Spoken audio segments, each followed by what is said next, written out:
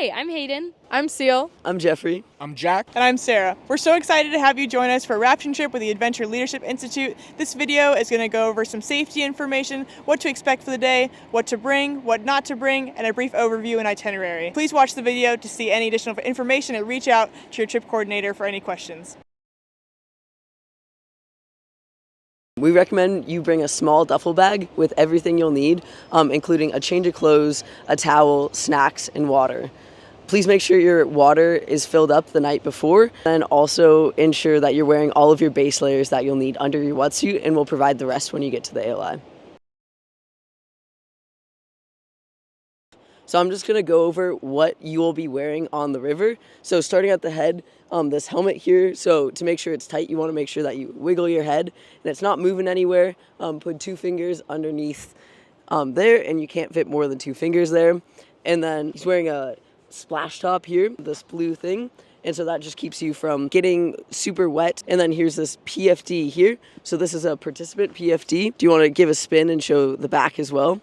Perfect. There's this little hood. You want to make sure that that is out, and you want to make sure that all the buckles are buckled and that it's tight. You can spin back around now. And then Mitch is also wearing a ALI wetsuit. So this wetsuit is like a tank top. So you want to make sure that you have like a long sleeve shirt or sweatshirt on underneath. And then also he's wearing ALI booties. You want to make sure that these are zipped and that they're to your size. We'll fit all of these to you when you get to the ALI.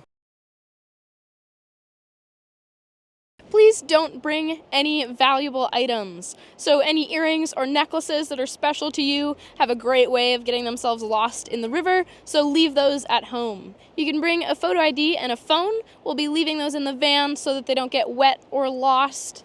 Another thing we don't want you to bring is tobacco, alcohol, or any drugs. This is a university-sanctioned activity, so we have a zero-tolerance policy for bringing or using any of those substances, and if you are found with them, you will be getting your own ride home. That being said, what we do want you to bring is the Stoke!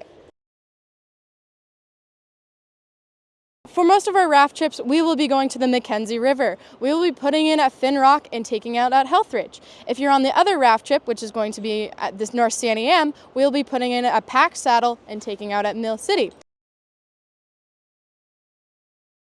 Now let's take a look at a sample itinerary for the day. The day starts at around 8 a.m. where you'll meet at the lower classroom on the east side of the Dixon Recreation Center on the OSU campus. From there, you'll travel to the river and plan to get on the water around 11. The rapids we'll be doing are up to a Class 3 with lots of fun spots to swim and splash about. We'll stop for lunch sometime between 12 and 1 and aim to get out of the river around 3 o'clock. After loading up our gear and getting into some dry clothes, we should be back to the ALI around 6. That said, you shouldn't plan anything for the evening as the return times may vary. Once we're on the water, first things first is getting into the boat. So as we have our demonstrator Seal here, you'll see she will kick her feet off in the water. We're gonna get all our dust, mud off our feet so we keep our boats nice and clean. We'll swing our legs over the side, just one after the other. We'll keep our butt on the tube. A good place to sit on these rafts is one butt cheek on the tube, one on the thwart, which is this guy right in the middle here. And then for our feet, to keep us in the boat, we can shove them into the tube, into the thwart.